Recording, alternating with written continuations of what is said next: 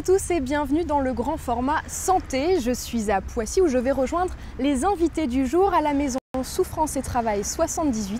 Et oui, on va parler travail parce que c'est la rentrée, mais pas d'inquiétude, je vous ai préparé une émission qui va vous permettre de reprendre tout en douceur avec au programme. Dans l'interview, rencontre avec François, psychologue du travail, fondatrice de la maison Souffrance et Travail 78, et Jean Didier, médium magnétiseur, auteur du livre « J'ai décidé de changer de vie ». Avec eux, nous parlerons du stress au travail, l'occasion de redécouvrir le portrait de Vincent, un salarié au bord du burn-out. Et dans la consultation, la diététicienne nutritionniste Émilie Demoli donnera ses conseils pour garder la bonne mine des vacances. Mais tout de suite, retrouvez les infos santé du moment dans l'actualité.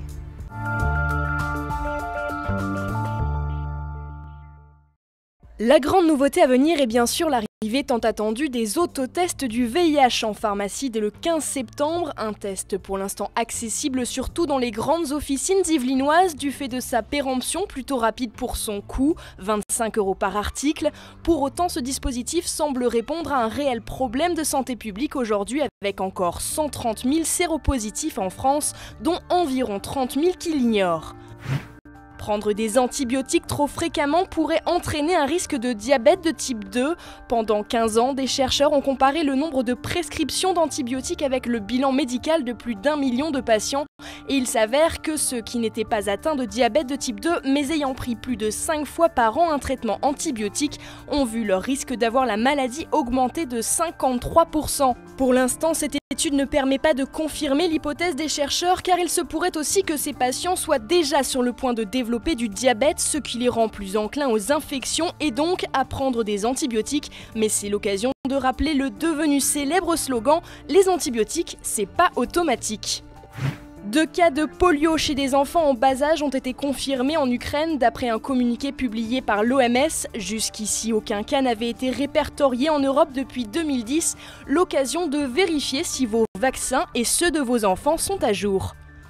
Enfin, ce week-end, à l'occasion de la journée mondiale des premiers secours, la Croix-Rouge française se mobilise à nouveau et organise de nombreux ateliers de sensibilisation et de formation. Cette année, l'accent est mis sur le bien-être et l'autonomie des seniors, alors venez nombreux pour apprendre des gestes qui sauvent.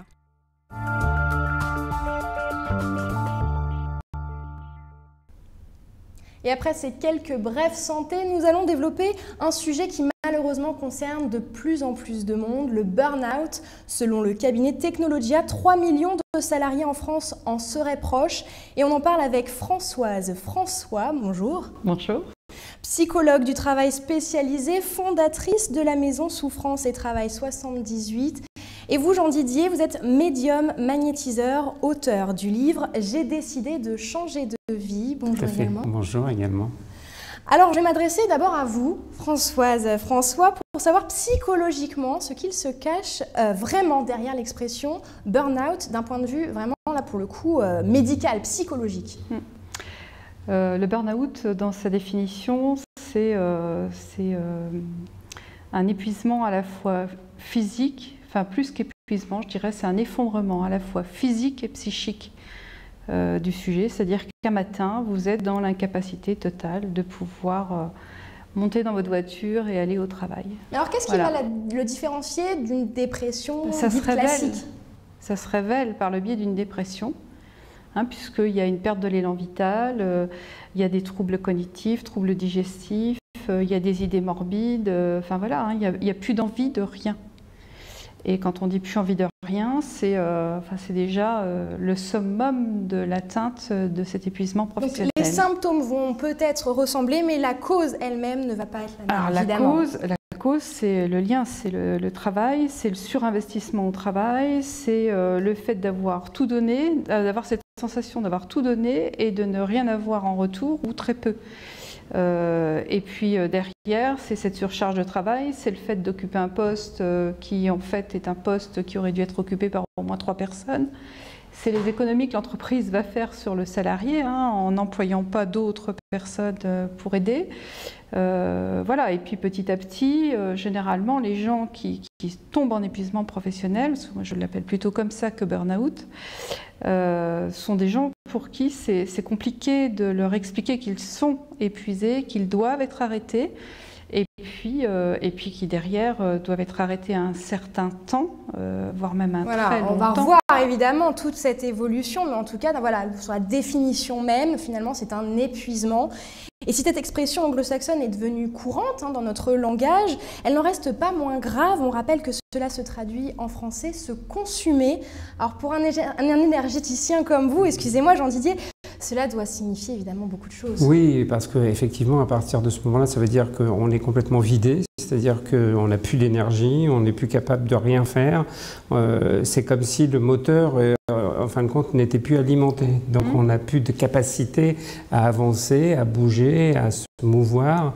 Et en fin de compte, c'est très significatif de ce genre de choses, effectivement. Énergétiquement, ça veut dire quoi? Parce qu'on continue à vivre, notre cœur bat, qu'est-ce qui se passe? Ça veut dire qu'il y a des énergies qui se sont consumées, effectivement, qui se consument trop vite ou autrement qui vont se focaliser, qui vont se bloquer dans un organe en particulier et qui vont créer là des problèmes après qui vont être plus de l'ordre du physique avec des pathologies médicales qui vont s'installer. C'est ce que j'allais dire, parce que évidemment tout ça, ça a un impact sur l'organisme. Vous en parliez tout à l'heure des différents symptômes qui en découlent. Les maux s'installent doucement. Quels sont-ils? On imagine, voilà, le stress, mais c'est pas que se ronger les ongles, ça va être quoi? Des maladies parfois plus graves? Parfois des maladies plus graves, ça peut être problème ovarien, ça peut être ménopause précoce, ça peut être cancer du sein, ça peut être pour les femmes, ça peut être chez les hommes. Oui, j'ai eu un monsieur il n'y a pas longtemps qui était couvert d'eczéma. Perdre des cheveux, ça peut se révéler par beaucoup de choses. Oui. Ça peut être aussi la perte de libido. Très souvent, ça c'est même. Très souvent, c'est ça. Il n'y a plus d'envie. Oui, tout à fait. Et puis après, on se retrouve avec des jeunes qui ont des difficultés à faire des enfants et pour cause. Voilà, ils sont tellement surinvestis au travail que du coup, oui, il y a ces travers-là, oui. Et malheureusement, on a parfois pu entendre parler des cas de suicide dans des entreprises. Mais il y a aussi ceux qui quittent tout pour changer de vie. C'est d'ailleurs le titre de votre guide pratique. J'ai décidé de changer de vie. Mais ici, pas de reconversion de banquier en berger ou quoi. Juste vous montrer qu'on peut changer de vie juste en changeant sa façon de vivre la même vie.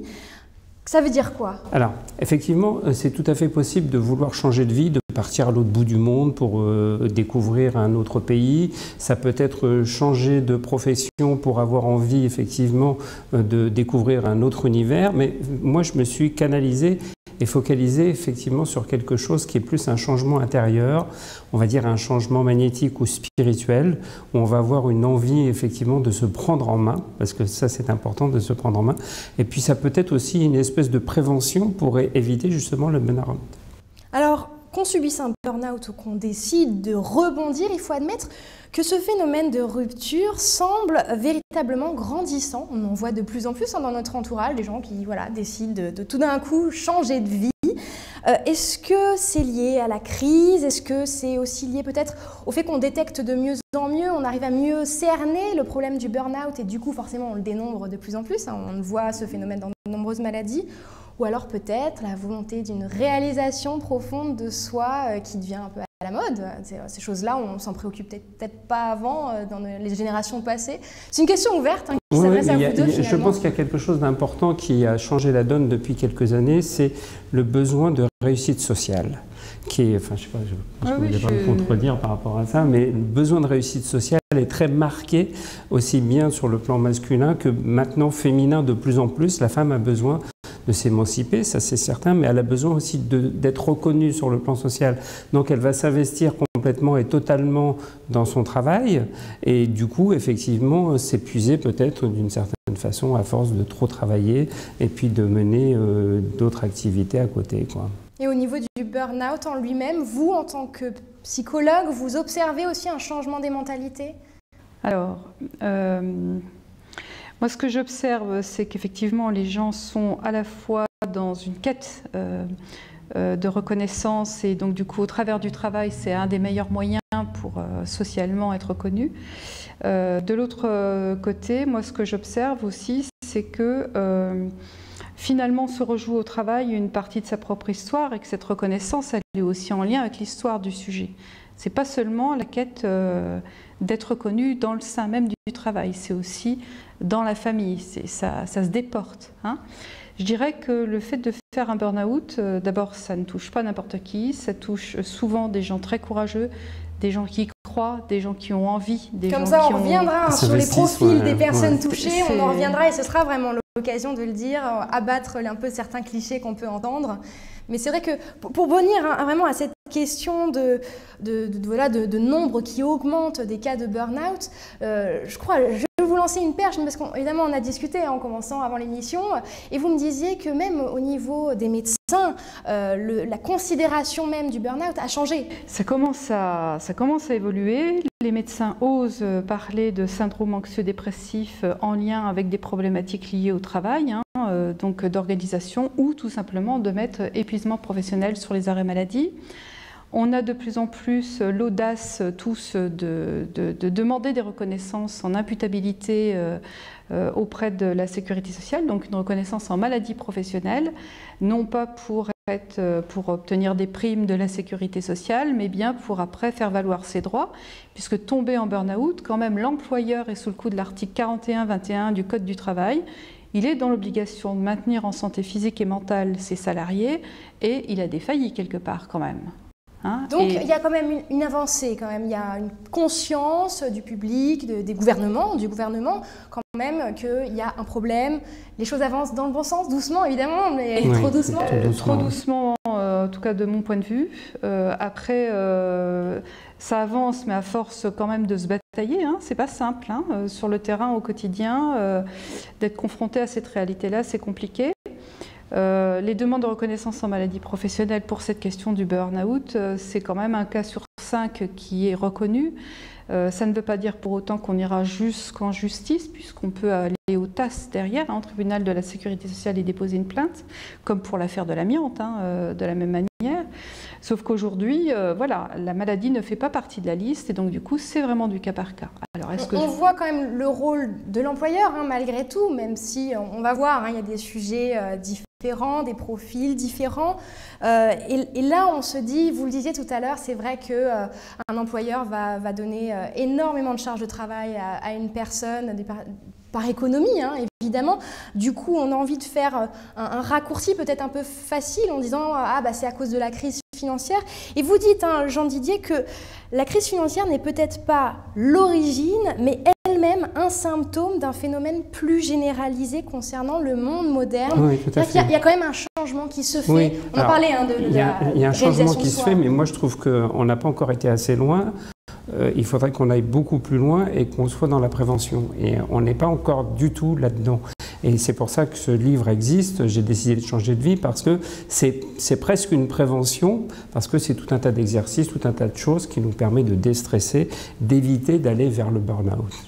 Vous parlez de prévention, vous faites une transition toute faite, je vous en remercie.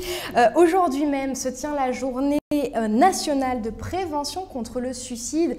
C'est malheureux de faire le lien, mais on l'a vu tout à l'heure, hein, quand même le lien est bien là. On a pu entendre parler justement de l'importance de détecter les signes annonciateurs. Alors, puisque l'on parle de symptômes, hein, les fameux symptômes de la crise ou quoi, y a-t-il des symptômes spécifiques au burn-out, on l'a un petit peu évoqué tout à l'heure, qui doivent alerter évidemment la personne qui en souffre, mais aussi son entourage? Oui, une des premières choses, c'est le fait de se rendre compte, soi, et c'est compliqué, que l'on n'a plus envie de rien, qu'on n'a plus envie de faire des fêtes, de rencontrer les amis. On a tendance à se recroqueviller dans sa coquille, hein, parce que c'est défensif en même temps. Hein, ça fait du bien d'être sur soi. Mais quand on est fatigué, c'est vrai qu'on n'a pas la force de sortir, faut pas non plus... Mais c'est pas juste une fatigue. Voilà. Oui, c'est plus important, ça va beaucoup plus loin. Oui, plus profond, c'est plus profond. C'est bien plus profond et ça va jusqu'à ne même plus avoir envie de vivre. Donc c'est pas juste je suis fatiguée et je vais dormir et demain je vais mieux. C'est je suis profondément épuisée, parfois ça nécessite même une hospitalisation en milieu spécialisé. avec mise sous traitement antidépresseurs, anxiolytiques, somnifères, vraiment. Hein, mais donc pour les personnes qui sont à l'extérieur, disons que quand on invite une personne régulièrement et qu'elle dit toujours non, on commence à se poser des questions, ou quand on voit qu'elle a la mine un peu fatiguée. Déjà, lorsque les patients disent à leur environnement qu'ils sont en burn-out, c'est déjà qu'ils ont fait un sacré bout de chemin, parce que c'est une maladie honteuse. Parce qu'on ne la reconnaît pas, parce qu'on ne porte pas de plâtre, parce qu'on n'a pas les 2 bras en moins, on n'a pas les 2 jambes en moins. Honteuse parce que c'est j'ai pas réussi à supporter ma charge de travail, j'ai pas réussi à y arriver. Je suis en échec. Parce que j'ai pas réussi tout simplement. Oui, c'est l'échec. Ah. Et alors on a remarqué peut-être des professions particulièrement touchées. On parlait de profil hein, tout à l'heure. Est-ce qu'il y a un profil type de la personne à risque? Alors, le profil, c'est des gens qui sont extrêmement investis dans leur travail, qui aiment ce qu'ils font, qui travaillent énormément, qui ne comptent pas les heures, qui donnent. Donc ça marche pour n'importe quelle profession finalement. Ah bah oui. Et j'ai envie de dire pour n'importe quel grade, si je puis dire, c'est-à-dire ça peut évidemment le chef d'entreprise complètement sous l'eau de toutes ces ces charges. Et puis c'est une question le petit d'investissement. employé sans évidemment méjuger de la personne. Mais... Oui, c'est juste une question d'investissement personnel, la façon dont on s'investit dans ce qu'on fait, le but qu'on se donne. Alors on dit toujours que c'est bien de se fixer un but, d'y arriver, mais là c'est tellement le dépassement de soi que c'est beaucoup trop, quoi. C'est viser beaucoup trop loin. Pour le coup, là, c'est aller trop loin. C'est comme si on allait crescendo, en fait. Hein. Au démarrage, on est déjà investi pour différentes raisons, et puis plus ça va, plus on s'investit, et tant que personne ne dit c'est trop, et encore, on continue, et c'est comme un petit rat dans une roue, dans une cage, qui cavale, et le jour où on arrête la roue, pour diverses raisons, le petit rat il tombe sur le côté. C'est la même chose. La métaphore est un petit peu difficile, mais on comprend évidemment l'idée. Voilà, c'est comprendre comment on tombe. Hein. Et nous avions suivi justement Vincent, un salarié venu se rendre ici, à la Maison Souffrance. Je vous propose de redécouvrir ce reportage. «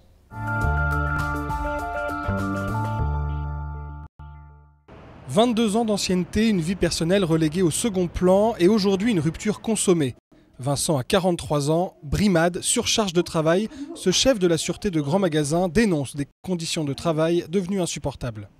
La grosse erreur d'un ex-directeur, c'est d'avoir annoncé en réunion des encadrants qu'il y avait un traître parmi nous, donc moi-même en l'occurrence, et ouvertement d'avoir dit devant les autres encadrants qu'il s'occuperait de mon cas.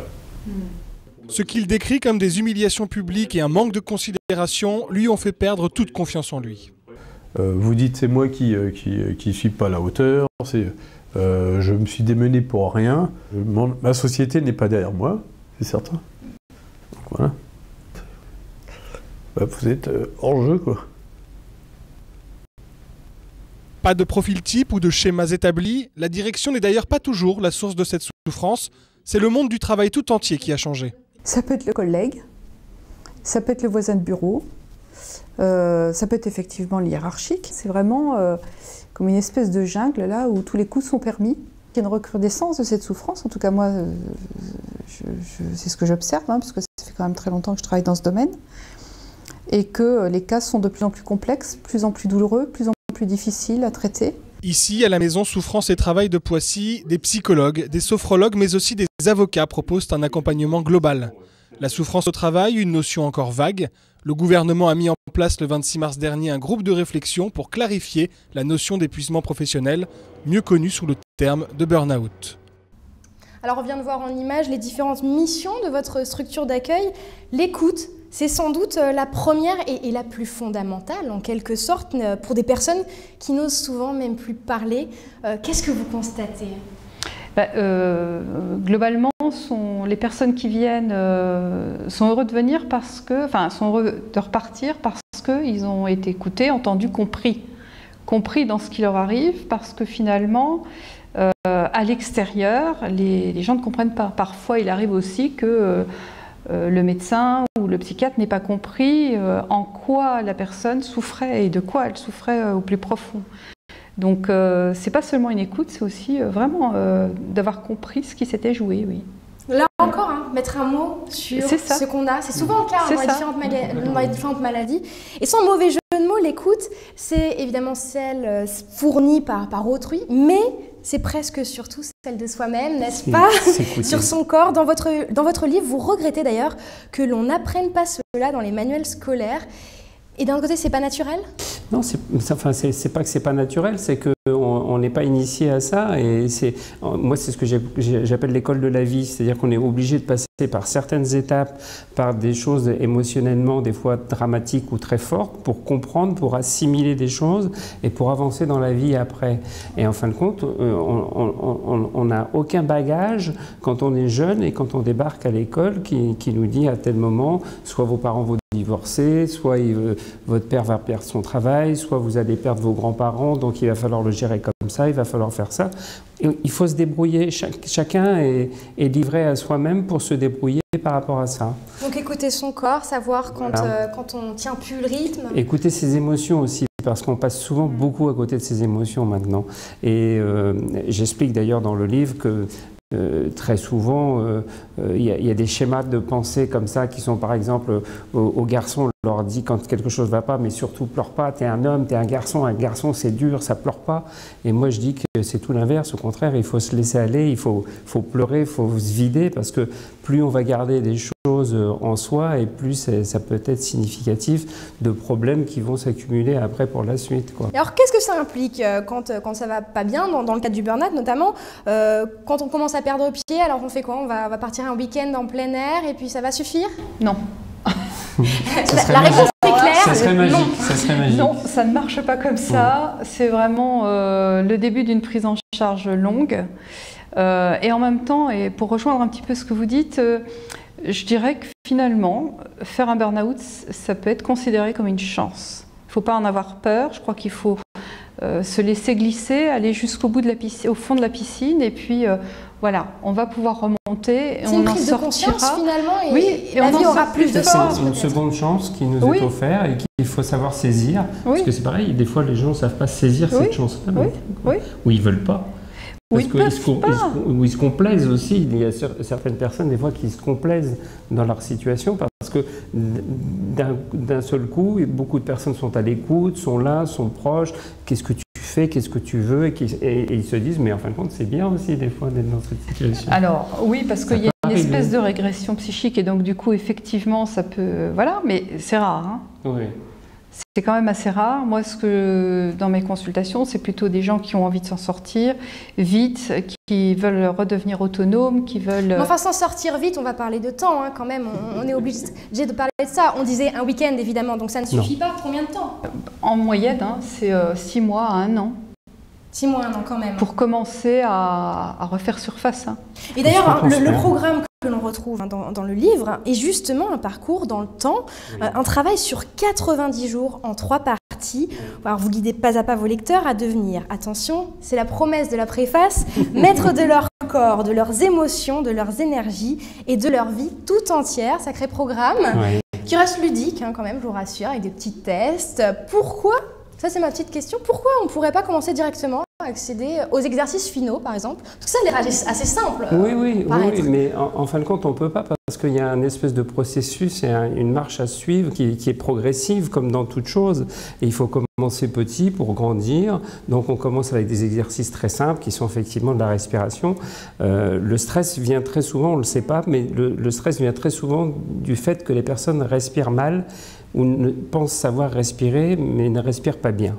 Donc c'est tout à fait basique, mais en fin de compte, c'est presque ce que nous initient les professeurs et les yogis et les yogas, d'apprendre à respirer correctement, voilà, de se recentrer sur sa respiration.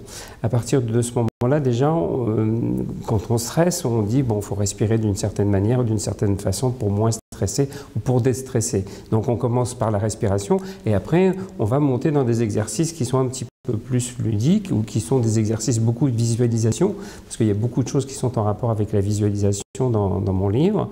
Et puis il y a ce petit carnet de bord à la fin de ces 30 jours. Pour suivre l'évolution, c'est véritablement un parcours. Pour s'auto-évaluer. Et c'est très important de se dire, ben là j'ai réussi, là j'ai pas réussi, là je suis en échec. Alors pourquoi je suis en échec? Là il faut que je retravaille cet exercice. Et c'est aussi une façon de se reprendre en main.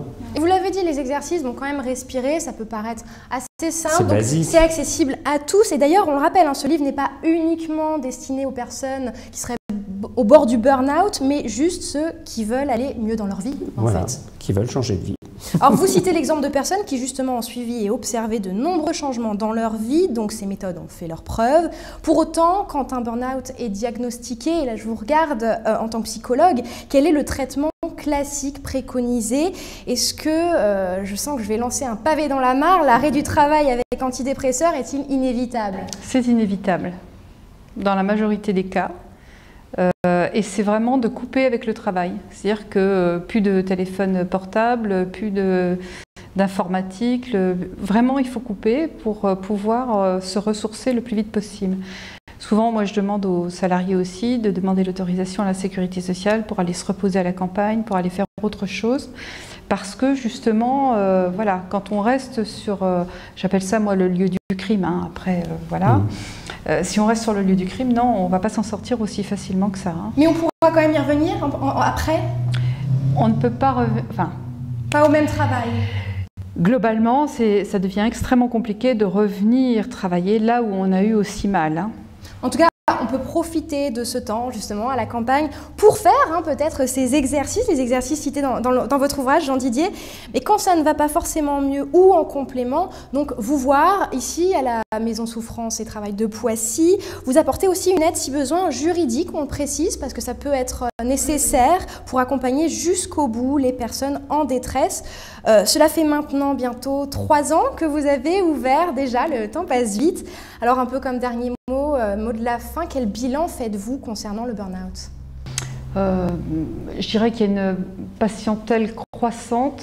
Je dirais qu'on est face à un problème de santé publique et qu'il y a vraiment besoin de regarder ce problème-là de près par les politiques et pas forcément botter en touche en disant épuisement professionnel égale ça ne sera pas reconnu en maladie professionnelle. C'est vraiment, voilà, c'est du cas par cas, certes, mais il y a à prendre cette affaire au sérieux, c'est grave ce qui se passe. C'est toujours rester à l'écoute de son corps, finalement, pour garder un rythme qui va pouvoir suivre. En tout cas, merci à vous d'avoir pu échanger votre expérience sur le sujet dans cette Maison Souffrance et Travail 78. Merci à vous. Merci beaucoup. Voilà, Grand Format Santé, c'est fini pour aujourd'hui, mais on se retrouve très vite pour de nouveaux invités, de nouveaux reportages, de nouvelles consultations. Et d'ici là, bonne santé!